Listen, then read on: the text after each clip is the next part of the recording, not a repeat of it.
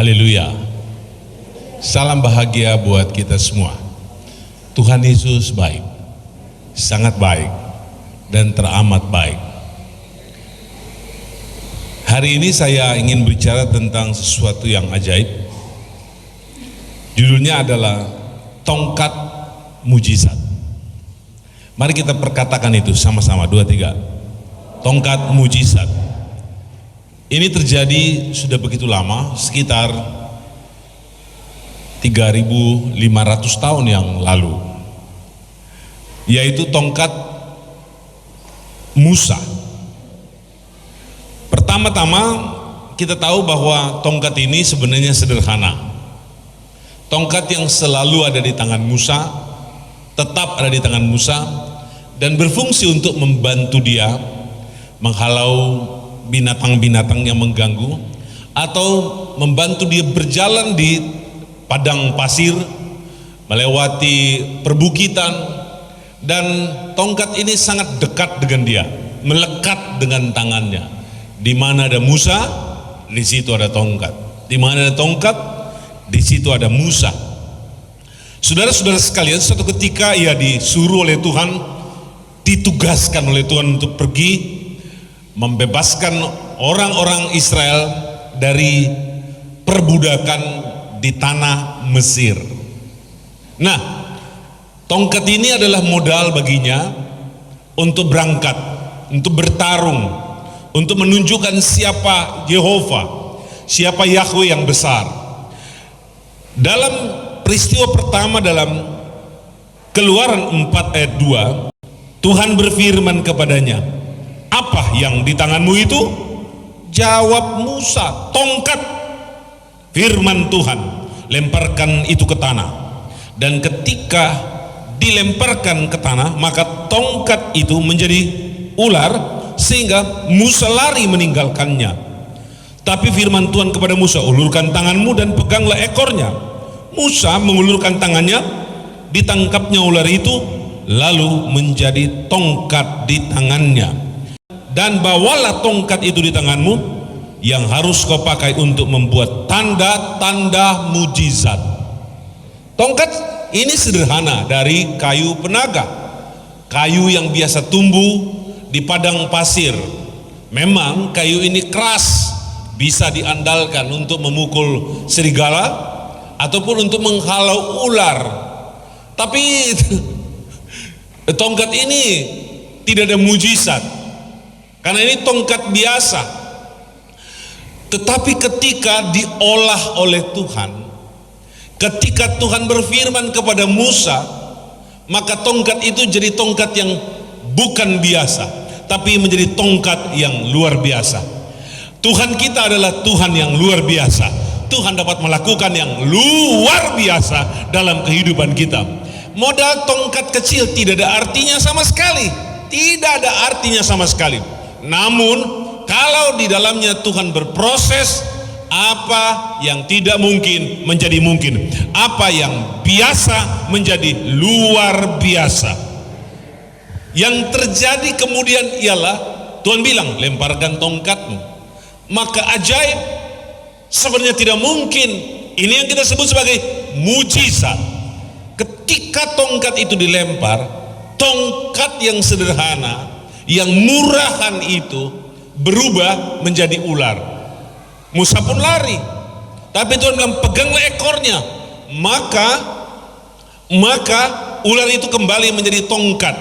Di sini kita bisa mengambil kesimpulan, apapun bagi Tuhan yang tidak mungkin menjadi mungkin. Apapun bagi Tuhan yang berbahaya menjadi tidak berbahaya. Apapun yang diolah oleh Tuhan bisa berubah menjadi hal yang menguntungkan kita semua. Katakan amin. Katakan amin. Itulah modal pertama. Tongkat menjadi ular, yang mati menjadi hidup. Saya ulangi, yang mati menjadi hidup. Inilah keajaiban. Sandarkan hidup kita kepada Tuhan, maka yang tidak bergerak bisa bergerak, yang mati bisa menjadi hidup, yang dalam keadaan lambat bisa menjadi cepat, yang tidak mungkin menjadi mungkin, karena Tuhan kita adalah Tuhan yang maha perkasa, kuat, hebat, dan luar biasa. Yang kedua, prakteknya di depan Firaun. Di dalam Keluaran 7 ayat 9, apabila Firaun berkata kepadamu, tunjukkanlah suatu mujizat, maka haruslah engkau katakan kepada Harun, ambil tongkatmu dan lemparkan itu ke depan Firaun, maka tongkat itu akan menjadi ular. Musa dan Harun pergi menghadap Firaun, lalu mereka berbuat seperti yang diperintahkan Tuhan. Harun melemparkan tongkatnya di depan Firaun dan para pegawainya, maka tongkat itu menjadi ular. Kita tengok yang kedua. Ternyata dalam Alkitab ada 2 tongkat yang pernah berubah menjadi ular. Kalau itu tongkatnya Musa, biasa, karena dia adalah Nabi Tuhan yang dipanggil Tuhan secara khusus. Kini kita ketemu dengan seorang yang bernama Harun, yang adalah kakak tertua dari Musa. Ternyata tongkat Harun itu juga bisa menjadi ular. Jadi mujizat itu tidak hanya boleh terjadi pada satu orang, tapi mujizat itu bisa terjadi pada Musa, bisa juga terjadi pada Harun, itu juga bisa terjadi pada orang lain, itu juga bisa terjadi pada kita semua. Karena mujizat itu bukan hanya milik satu orang, tapi mujizat itu milik semua orang yang percaya kepada Tuhan. Katakan amin. Mujizat dapat terjadi pada Musa, mujizat dapat terjadi pada Harun, mujizat dapat terjadi pada saya, mujizat dapat terjadi pada kita semua. Semua kita katakan amin. Katakan amin. Kalau Tuhan sudah mengolah, kalau Tuhan sudah berproses, maka keajaiban demi keajaiban itu pasti terjadi. Yang kurang pada kita adalah tongkat. Siapa yang tidak memiliki tongkat tidak memiliki mujizat. Kita akan lihat selanjutnya nanti. Nomor 3, air menjadi darah. Jadi mujizat itu tidak hanya terjadi pada satu objek, misalkan tongkat menjadi ular, tapi dapat terjadi pada objek-objek yang lain, pada peristiwa-peristiwa yang lain, pada keadaan-keadaan yang lain. Luas artinya, karena Tuhan kita mengatasi segala sesuatu dan dapat melakukan segala sesuatu sesuai dengan kehendaknya saja. Sekarang kita lihat Keluaran 7 ayat 17. Sebab itu beginilah firman Tuhan, dari hal yang berikut akan kau ketahui bahwa akulah Tuhan. Dengan tongkat di tanganku ini akan kupukul air di sungai Nil, dan air itu akan berubah menjadi darah. Demikianlah Musa dan Harun berbuat seperti yang difirmankan Tuhan. Diangkatnya tongkat dan dipukulkannya kepada air yang di sungai Nil di depan mata Firaun dan di depan dan pegawai-pegawainya, maka seluruh air yang di sungai Nil berubah menjadi darah. Alkitab bilang, Alkitab katakan bahwa seluruh air yang di sungai Nil berubah menjadi darah. Sungai Nil adalah sungai terpanjang di dunia. Itu bermuara, itu pertama kali dari sungai-sungai yang ada di Afrika Tengah. Jauh sekali, sehingga total panjang sungai Nil itu adalah 6.000 lebih kilometer. Dan sungai Nil adalah sungai terpanjang di dunia dengan debit air yang begitu banyak. Alkitab bilang bahwa sungai Nil seluruhnya menjadi darah. Keajaiban itu datang pertama kali dari firman Tuhan. Firman Tuhan yang dikerjakan oleh Musa. Musa memukulkan tangannya ke air sungai Nil, maka secara otomatis seluruh sungai Nil menjadi darah. Ini keajaiban yang luar biasa. Ini mujizat yang luar biasa. Ini dahsyat karena Tuhan kita dahsyat. Haleluya.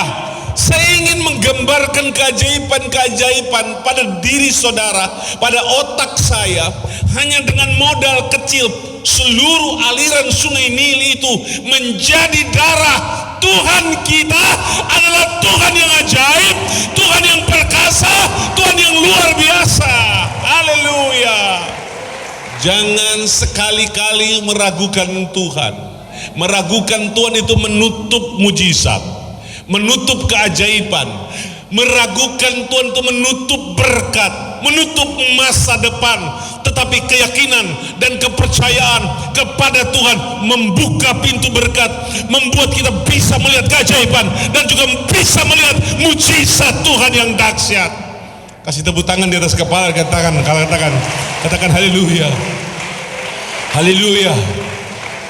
Sungai-sungai kecil yang bermuara di sungai Nil juga menjadi darah. Dan mereka mencoba datang ke kolam-kolam ikan juga menjadi darah. Perigi-perigi menjadi darah. Oase menjadi darah. Semua sumber air menjadi darah. Tidak ada lagi air bersih. Dan ini mencipta petaka. Mencipta malapetaka besar. Karena semua ikan-ikan di sungai Nil, di kolam-kolam, jenis ikan apapun juga mati. Mati. Saudara-saudara yang diberkati Tuhan, hendaknya tongkat itu tidak menjadi kutuk atas kita, tapi menjadi berkat atas kita. Karena lokasi tempat tinggal orang Israel, lokasi tempat tinggal orang Israel di Goshen, kutuk itu tidak berlaku. Kutuk itu tidak terjadi. Mereka terpelihara dalam kasih sayang dan berkat Tuhan. Saya juga bilang bahwa pertolongan ajaib dari Tuhan itu menjadi milik kita semua, karena kita punya Tuhan yang sangat mengasihi kita. Haleluya.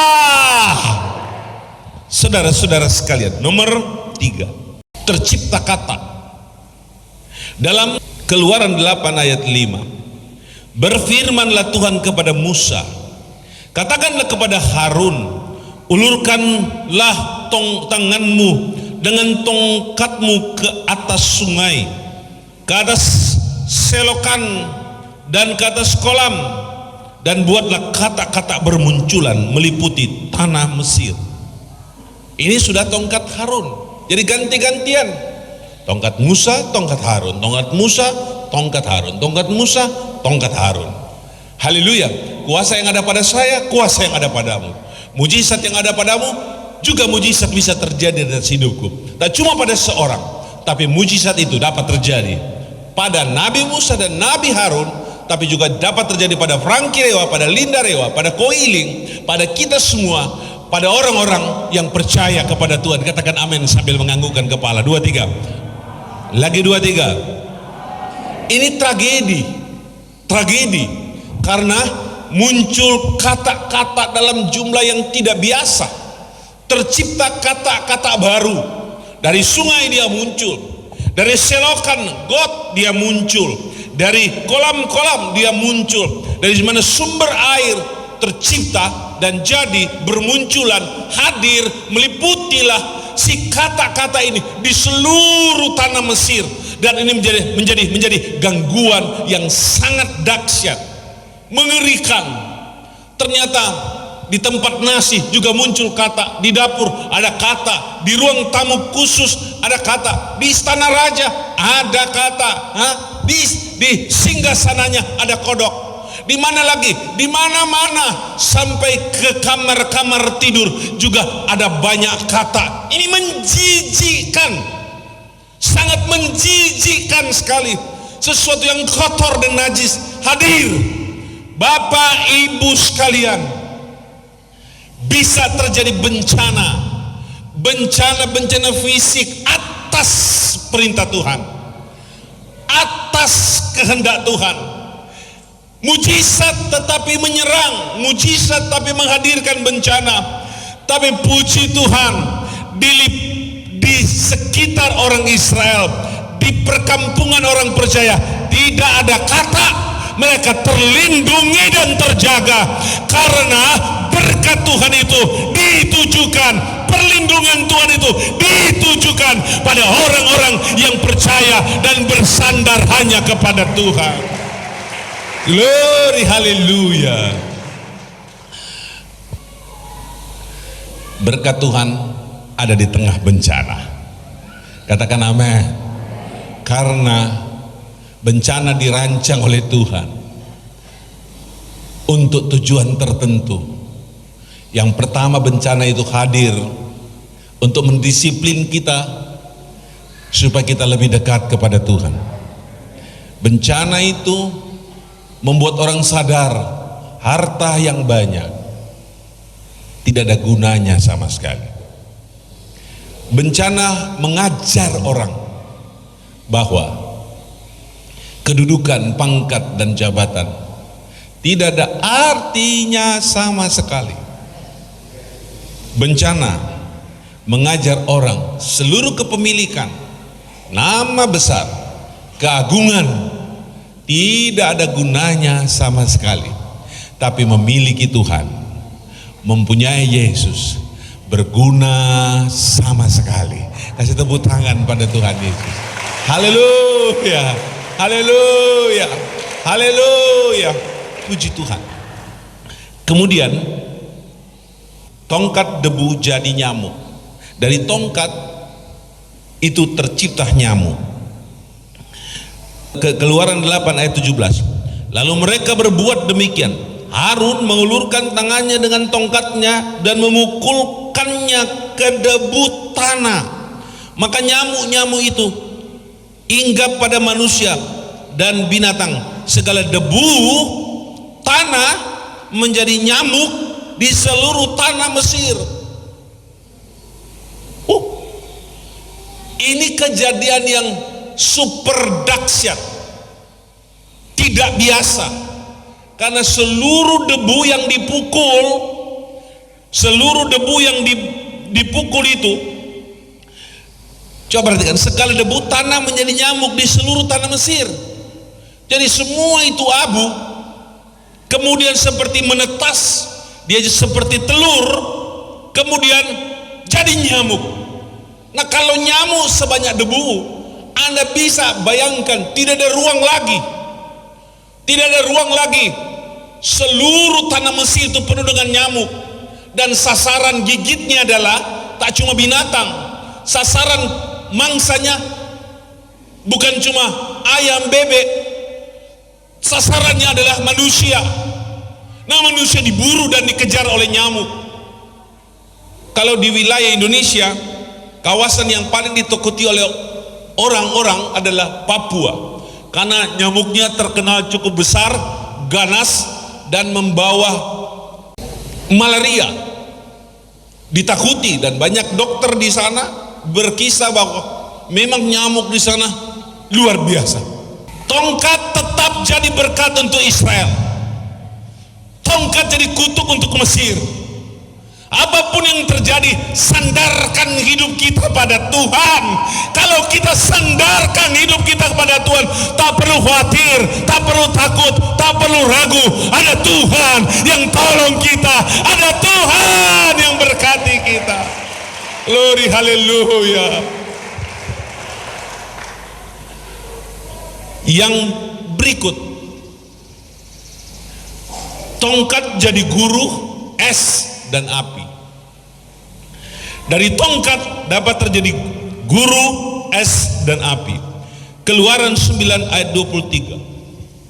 Lalu Musa mengulurkan tongkatnya ke langit, maka Tuhan mengadakan guru, petir, kilat, guntur, dan hujan es, dan api pun menyambar ke bumi, dan Tuhan menurunkan hujan es meliputi tanah Mesir. Ini bencana dahsyat. Itu dari tongkat Musa, tadi dari tongkat Harun, sekarang dari tongkat Musa, ganti-gantian. siapapun juga dari antara orang percaya itu bisa mendemonstrasikan kuasa Tuhan. Dari alat kecil yang sebenarnya tidak berguna, tapi alat itu menjadi alat tanda ajaib, tongkat. Ketika Musa mengulurkan tangannya ke langit, duar, seluruh langit dikepung oleh bunyi guru dan bunyi guntur yang dahsyat.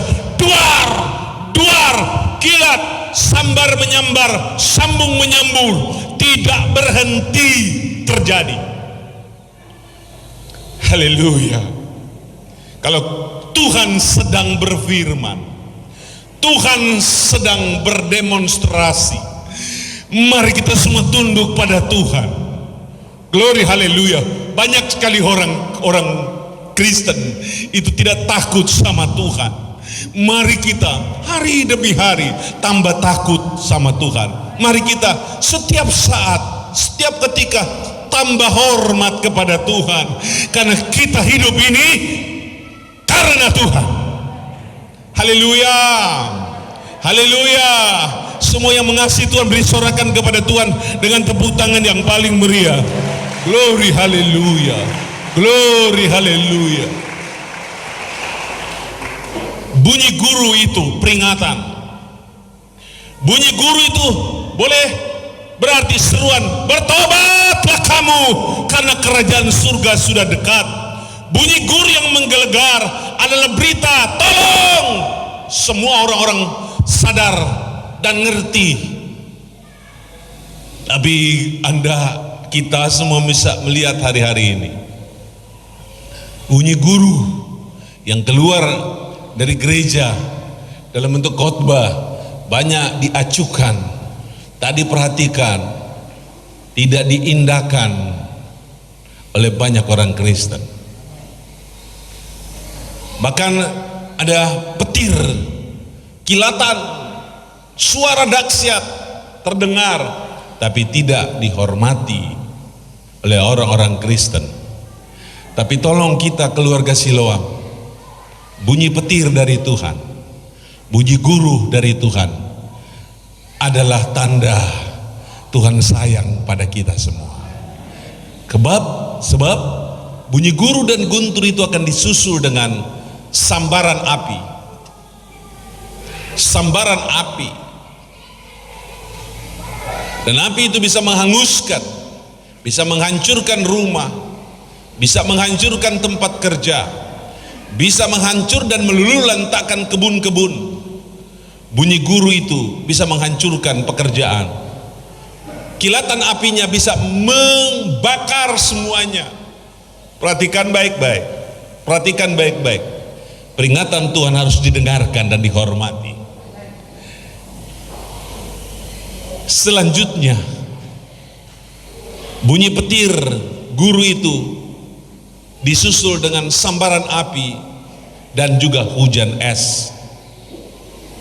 Dibakar terlebih dahulu, disusul kemudian dengan hujan es mematahkan ranting-ranting zaitun, menghancurkan perkebunan-perkebunan buah ara, pokok zaitun, menghancurkan seluruh perkebunan Israel dari orang-orang Mesir, menghancurkan kolam-kolam mereka, habis semuanya, habis.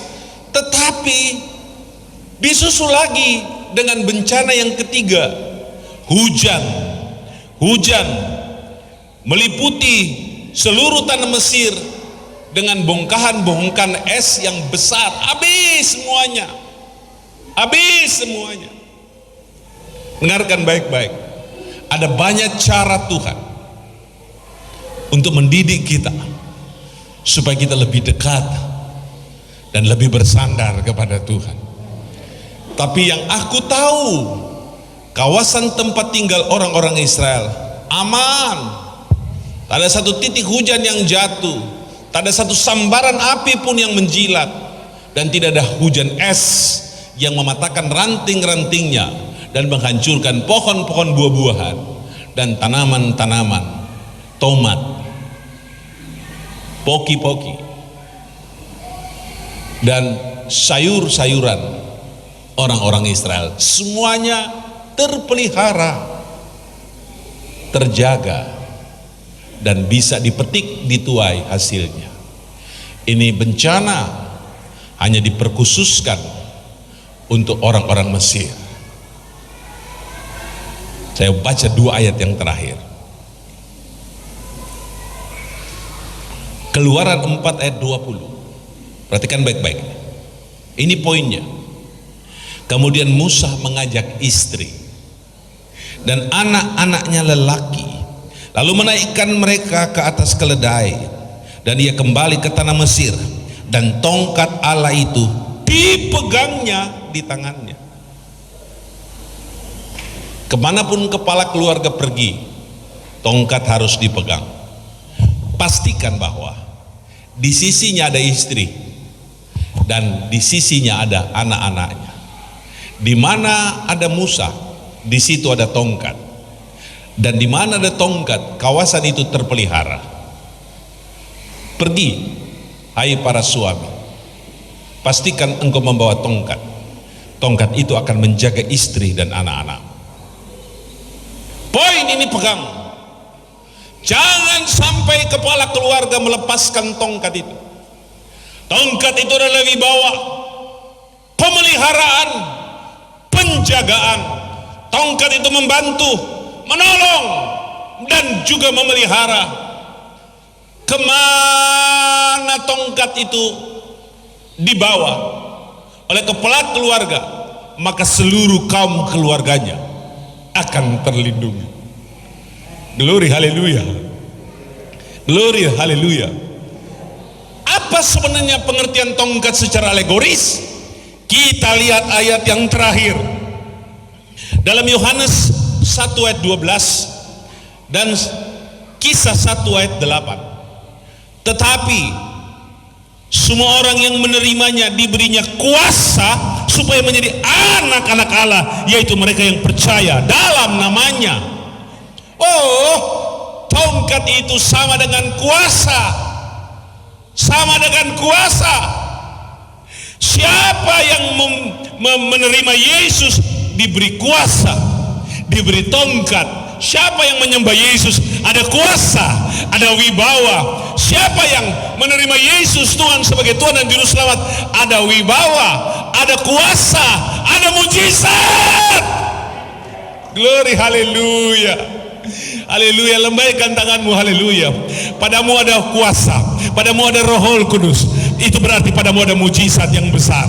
Berikan tepuk tangan bagi Tuhan Yesus Kristus. Tetapi kamu akan menerima kuasa kalau Roh Kudus turun ke atas kamu, dan kamu akan menjadi saksiku di Yerusalem dan seluruh Yudea dan Samaria dan sampai ke ujung bumi. Artinya adalah saya punya tongkat, seluruh keluarga Siloam punya tongkat. Itu berarti mujizat dapat terjadi setiap saat dalam kehidupan kita, di mana saja, kapan saja. Mujizat Tuhan itu pasti terjadi dalam kehidupan kita. Glory haleluya.